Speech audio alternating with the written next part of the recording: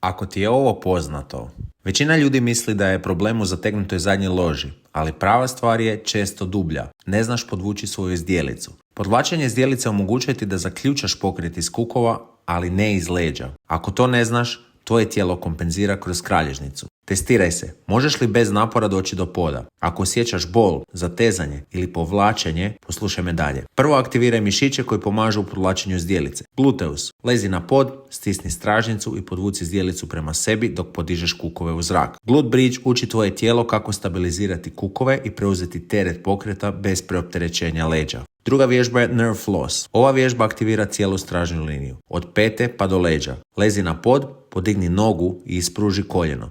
Zatim ga lagano vrati nazad i ponovi to 10 puta. Flosanje živca pomaže smanjiti napetost i osjetljivost u zadnjoj loži, ali bez grubog istezanja. Sad se vrati nazad na test. Osjećaš li veću lakoću prilikom pokreta? Manje napetosti? Nije stvar u sili, nego u pametnoj pripremi pokreta. Ne moraš se mučiti svaki put kad se pokušavaš sagnuti. Naruči se na pregled i saznaj što tvoje tijelo stvarno pokušava reći.